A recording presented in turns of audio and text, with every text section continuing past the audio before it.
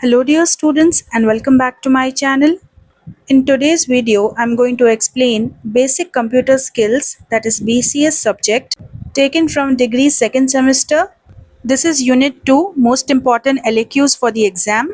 In my previous video, I had uploaded unit 2 quick revision. If you watch that and then come here, it would help you in better understanding this unit 2. Important questions are there in the playlist given in the comment section. Check it out. So explanations and all on YouTube are free for students, but if you need personal notes of damn sure answers, then they aren't free. A very less amount of 30 to 40 rupees you can pay and get LAQs and SAQs for BCS, B Law, C Language and other subjects as well. So respect hard work students. Let's begin this video now. Question number 1. What is a search engine? Discuss in detail. Search engine एक तरह का software program होता है जो कि लोगों की मदद करता है ऑनलाइन इंफॉर्मेशन को ढूंढने में इंटरनेट के ऊपर। ये अलाउ करता है यूजर्स को दैट दे टाइप कीवर्ड्स और questions and then it will show a list of websites, images और वीडियोस, और it could be any other online source जो भी आपने सर्च बॉक्स में टाइप किए हैं वर्ड्स, उसके बेसिस पर। इस तरह के सर्च इंजन्स लाइफ को काफ़ी आसान बना देते हैं क्योंकि वो हमारी हेल्प करते हैं इंफॉर्मेशन को जल्दी ढूंढने में बिना ये जाने कि किसी भी वेबसाइट का एग्जैक्ट एड्रेस क्या है। अब ये जो सर्च इंजन होता है वो किस तरह काम करता है? ये जो सर्च इंजन्स होते हैं वो एक ऑटोमेटेड प्रोग्राम चलाते हैं जिसे क्रॉलर्स या फिर स्पाइडर्स कहा जाता है। ये प्रोग्राम्स जाकर विजिट करते हैं बिलियंस में वेब पेजेस को सारे इंटरनेट के ऊपर। ये क्रॉलर्स जाकर कलेक्ट करते हैं डेटा को हर इंटरनेट के पेज के ऊपर से और फिर सेंड करते हैं वापस सर्च इंजन के डेटाबेस पर। डेटाबेस यानी कि स्टोरेज, जैसा कि गूगल है, google.com का अपना एक डेटाबेस होता है, स्टोरेज होता है जहां पर वो सारी वेबसाइट्स का डेटा स्टोर करके रखता है। थ्रू इंडेक्सिंग यानी कि क्रॉलर्स जाकर दूसरे वेबसाइट से डेटा लाते हैं और एक इंडेक्स के फॉर्म में स्टोर करके रखते हैं और ये एक बहुत बड़ी लिस्ट बन जाती है, एक जायंट लाइब्रेरी का कैटलॉग बन जाता है जिसमें सारे वेब पेजेस का कंटेंट होता है। जब कोई यूज़र कोई भी क्वेरी टाइप करता है यानी कि कोई भी चीज़ पूछता है सर्च इंजन के सर्च बॉक्स में, तो जो सर्च इंजन होता है जैसे कि google.com वो सर्च करता है अपने इंडेक्स में और ढूंढ सके सबसे ज़्यादा मैचिंग रिजल्ट उस क्वेश्चन का जो आपने पूछा था। इसके बाद जो सर्च इंजन होता है वो रैंकिंग करता है यानी कि वो कॉम्प्लेक्स एल्गोरिदम्स को यूज़ करता है ताकि वो वेब पेजेस को रैंक दे सके बहुत सारे फैक्टर्स के बेसिस पर, जैसे कि क्या वर्ड्स आपने टाइप किया था सर्च इंजन में, क्या कीवर्ड्स थे, पेज की क्वालिटी क्या है, यूज़र एक्सपीरियंस क्या है और उस वेबसाइट की अथॉरिटी क्या है यानी कि कितनी ज़्यादा ट्रस्टेड है वो वेबसाइट या फिर वेब पेजेस। तब जाकर बेस्ट और मोस्ट ट्रस्टवर्दी यानी कि रिलायबल रिजल्ट्स आते हैं आपकी स्क्रीन पर और ये टॉप ऑफ द पेज पर नज़र आते हैं। और फाइनली जाकर जो यूज़र होता है उसे एक लिस्ट मिलती है जिसे कहा जाता है सर्च इंजन रिजल्ट्स पेज। इसमें लिंक्स भी होती हैं ताकि आप directly just by the click of a mouse access कर पाओ वेबसाइट्स को।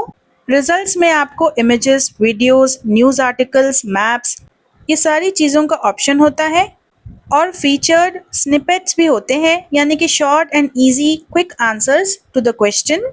सो मोस्ट पॉपुलर सर्च इंजन्स है गूगल, ये मोस्ट पॉपुलर है। बाकी भी है जैसे कि बिंग, याहू, डकडकगो। बाकी के सर्च इंजन्स उतना नहीं चलते हैं, गूगल ही मोस्ट रेटेड है। अब फीचर्स क्या होते हैं सर्च इंजन्स के, यानी कि एक सर्च इंजन क्या क्या कर सकता है। सपोज आप कुछ ढूंढ रहे हो and you type something in the search box, तो उसकी स्पेलिंग रॉन्ग हो गई, तो सर्च इंजन आपको देगा कुछ स्पेलिंग के सजेशंस, ऑटो कंप्लीट कीवर्ड्स यानी कि ऑटोमेटिकली करेक्ट स्पेलिंग आ जाएगी ऊपर and you just have to click on it. Search engines में आजकल वॉइस सर्च का ऑप्शन काफ़ी पॉपुलर है।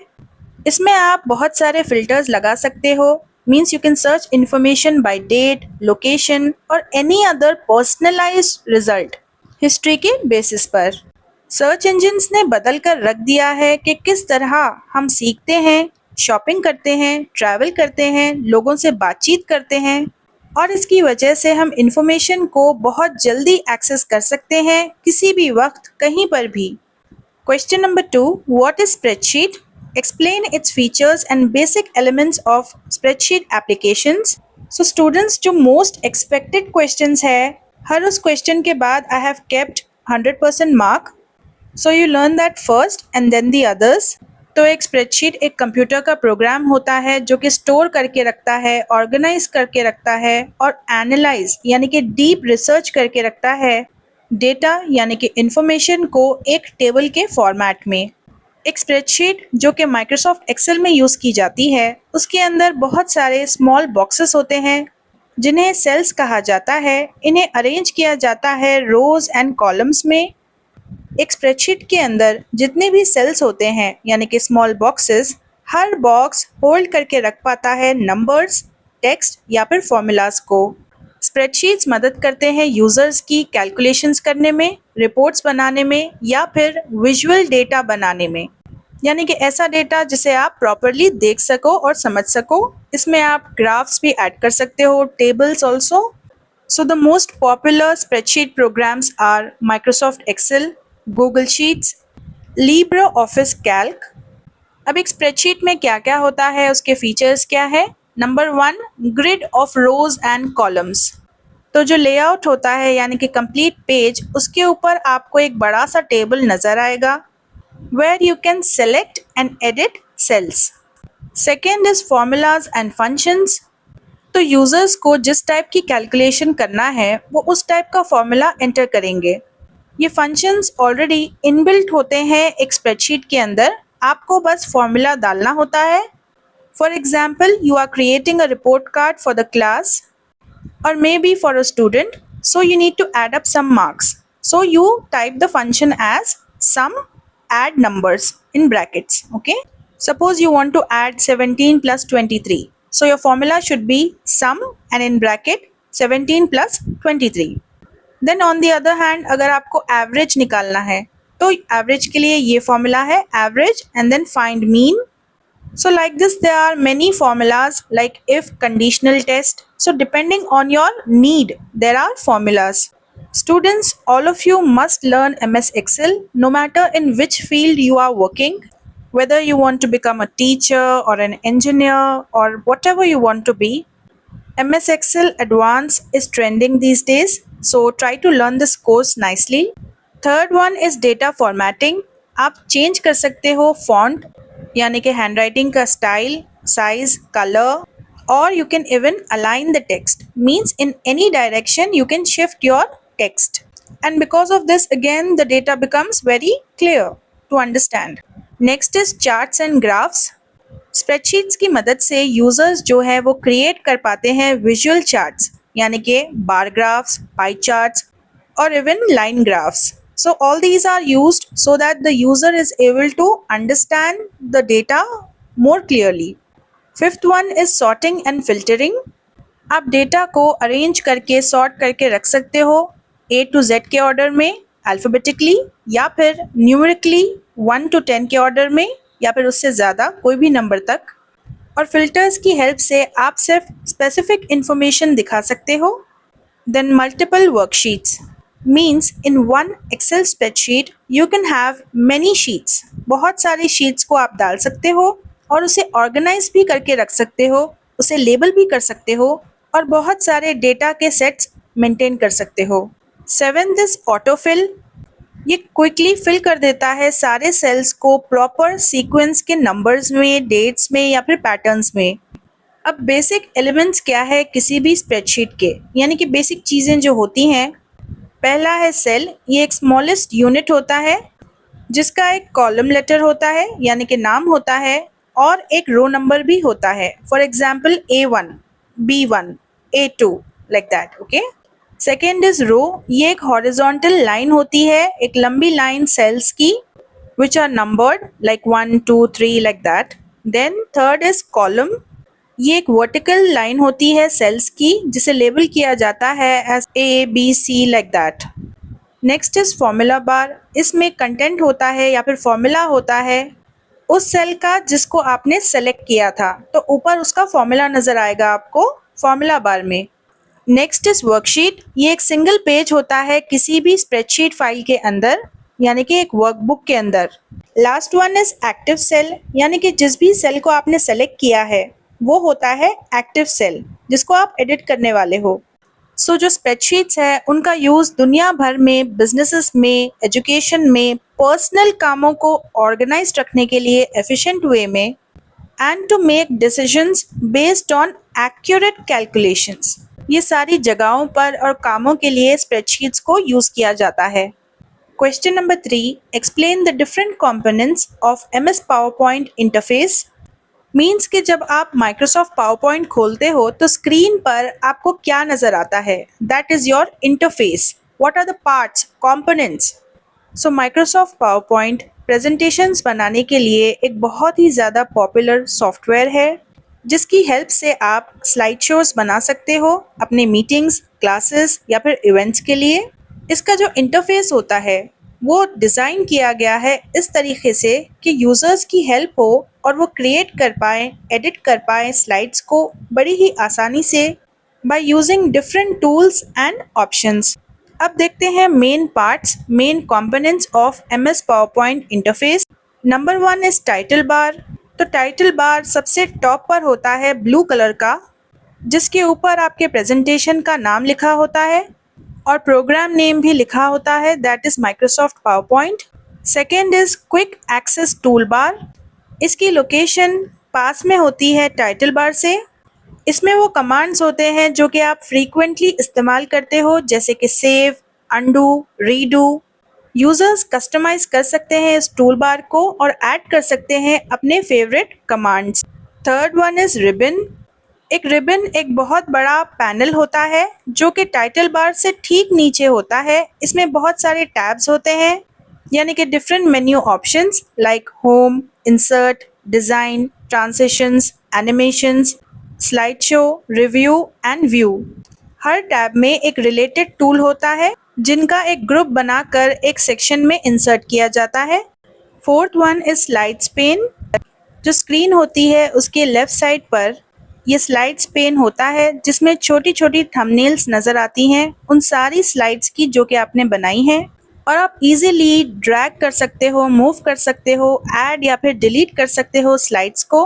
Fifth one is slide area. ये एक लार्ज एरिया होता है जो कि सेंटर में नज़र आता है, जिसमें आप क्रिएट और एडिट कर सकते हो आपकी करंट स्लाइड को, जिसके अंदर आप टेक्स्ट, इमेजेस, वीडियोस, चार्ट्स और दूसरे कंटेंट को भी डाल सकते हो। Sixth is place holders. Place holders boxes होते हैं जो कि किसी भी स्लाइड के ऊपर बने होते हैं, जहां पर आप क्लिक करके अगेन टेक्स्ट, पिक्चर्स या फिर दूसरे ऑब्जेक्ट्स को ऐड कर सकते हो। इससे आपकी जो स्लाइड है वो काफ़ी ऑर्गेनाइज्ड लगेगी। Seventh one is notes pane. तो जो स्लाइड एरिया होता है उसके जस्ट नीचे एक नोट्स का पेन होता है, यानी कि जगह होती है जिसके अंदर आप स्पीकर नोट्स डाल सकते हो, यानी कि आवाज़ डाल सकते हो, जिसको सिर्फ आप ही देख सकते हो प्रेजेंटेशन के टाइम पे। एथ वन इज स्टेटस बार। तो ये जो स्टेटस बार होता है वो नीचे की तरफ होता है बॉटम में।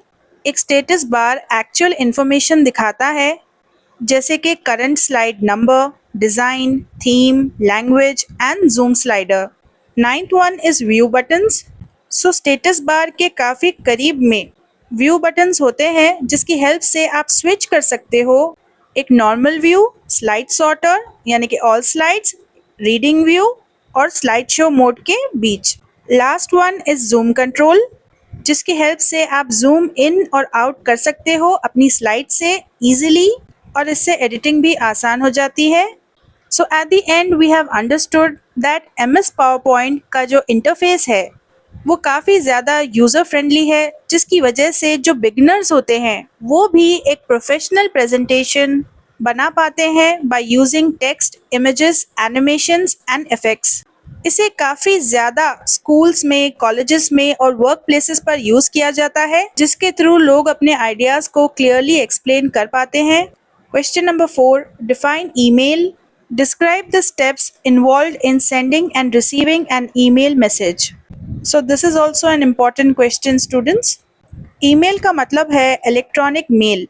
ये एक तरीका होता है जिसकी मदद से आप भेज सकते हो और रिसीव कर सकते हो मैसेजेस को through the internet quickly and easily.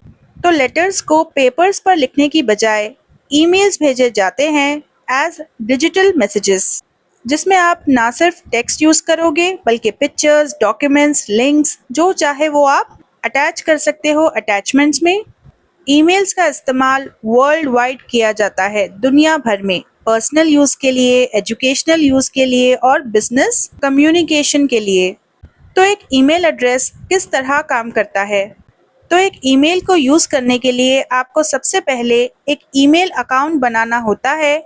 अब कई सारे सर्च इंजिन्स हैं जो कि इस फैसिलिटी को प्रोवाइड करते हैं, जिनमें मोस्ट पॉपुलर है Gmail. Nowadays Gmail only is trending. Otherwise, they used to send mail through Yahoo Mail or Outlook. Outlook still people use.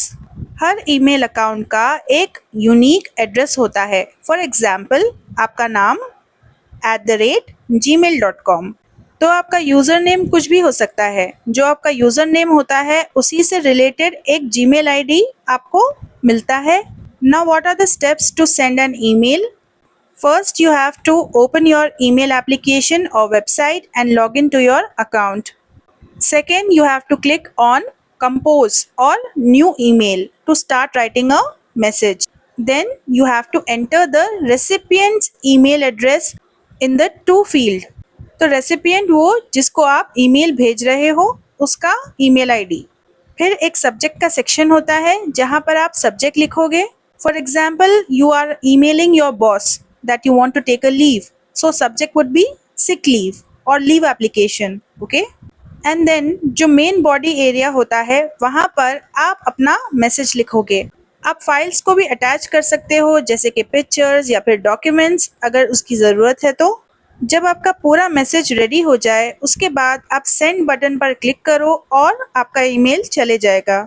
And this happens with in seconds. Now let us discuss some steps how you can receive an email.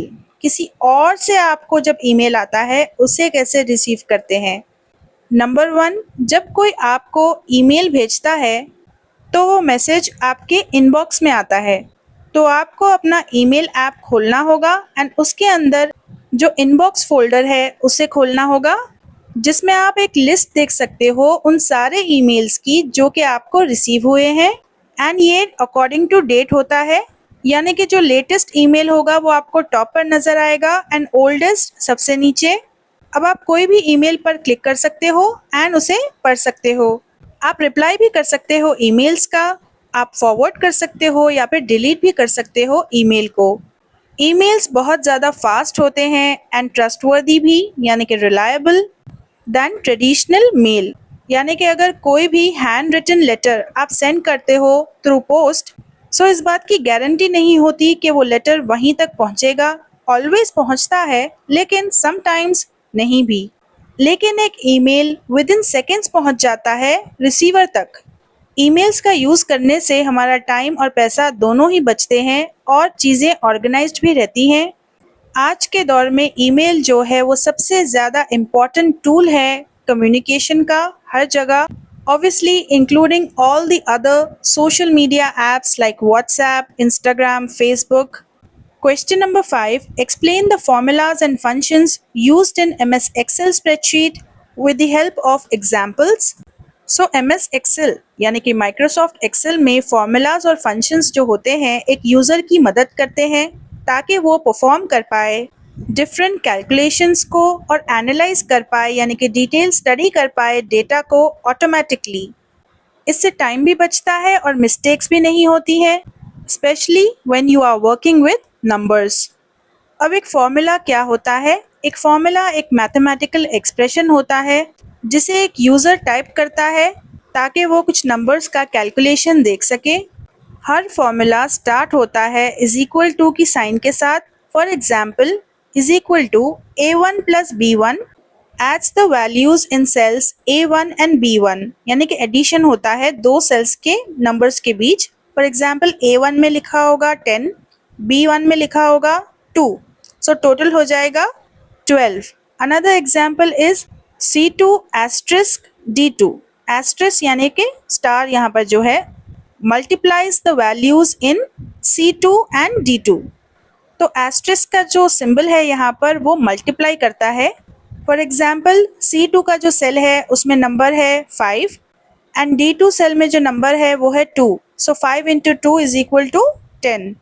So basic operators का इस्तेमाल किया जा सकता है, जैसे कि plus symbol, इससे addition होता है, माइनस सिंबल, इससे चीज़ें सब्ट्रैक्ट होती हैं, star symbol is used for multiplication, slash is used for dividing and parenthesis for grouping.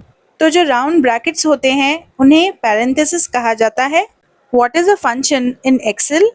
तो कुछ फंक्शंस ऐसे होते हैं जो कि ऑलरेडी स्टोर्ड होते हैं इनके फॉर्मूलाज एक्सेल में, जो कि कॉमन टास्क करने के लिए यूज़ किए जाते हैं, जैसे कि अभी हमने डिस्कस किया था प्लस माइनस। इससे कैलकुलेशंस काफ़ी आसान और तेज़ हो जाती हैं। तो जो फंक्शंस होते हैं उनके वैल्यूज़ को ब्रैकेट्स में लिखा जाता है inside parenthesis. Now let us see the common functions with examples. First one is sum, ये ऐड करता है एक ग्रुप ऑफ नंबर्स को। For example is equal to sum, bracket में आपने लिखा A1 टू A5। तो इससे होगा ये कि सेल A1 से लेकर A5 तक जितने भी नंबर्स होंगे उनका टोटल आ जाएगा, they will be added. Second is average, ये कैलकुलेट करता है एवरेज यानी कि मीन ऑफ नंबर्स। इसका एग्जाम्पल है is equal to average and B1 to B5। कोई भी सेल नंबर डाल सकते हो आप। तो इससे होगा ये कि B1 से लेकर B5 तक जितने भी नंबर्स लिखे गए होंगे उनका एवरेज निकल जाएगा। Third one is max. Max से आपको जो लार्जेस्ट नंबर होता है सारे नंबर्स के बीच वो मिल जाएगा। For example is equal to max, bracket में C1 टू C10। तो अगर C1 से लेकर C10 सेल्स के बीच 1 to 10 नंबर्स लिखे जाएं तो सबसे बड़ा नंबर कौन सा है? Obviously it is 10। सो इस फॉर्मूला से जो मैक्सिमम नंबर 10 है वो आंसर में आएगा। फोर्थ वन इज मिन। मिन से हमें सबसे छोटा नंबर जो होता है किसी भी रेंज के अंदर उसका पता चलता है। अभी मैंने आपको जो एग्जाम्पल दिया 1 to 10, उसमें स्मॉलेस्ट नंबर 1 है।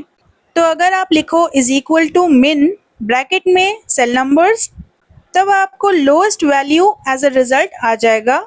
सिक्स्थ वन इफ, ये चेक करता है कि कोई भी कंडीशन है या नहीं और वो रिटर्न करता है एक वैल्यू अगर वो सच्ची है तो, एंड दूसरी वैल्यू अगर वो गलत है तो। For example is equal to if, अगर A1 cell is larger than 50, pass और fail show result as pass. If A1 is greater than 50, otherwise fail। So students के रिपोर्ट कार्ड बनाने में काम आ सकता है ये। Now how to use formulas and functions? First we have to click on a cell that we want to see the result on. Then आप type करो is equal to और फिर अपना फॉर्मूला या फिर फंक्शन लिखो, प्रेस एंटर और Excel automatically values को कैलकुलेट कर देगा। तो फॉर्मूलाज और फंक्शंस जो है वो MS एक्सेल को एक बहुत ही ज़्यादा पावरफुल टूल बनाते हैं, जिसकी मदद से आप डेटा को स्टडी कर सकते हो, बजटिंग कर सकते हो, अकाउंटिंग कर सकते हो और दूसरे बहुत सारे task. So students, the video has become extremely long. In the next video, I'll explain 6 to 10 questions from Unit 2 again. Don't forget to check the playlist which I have given in the comment section of Basic Computer Skills Degree 2nd semester.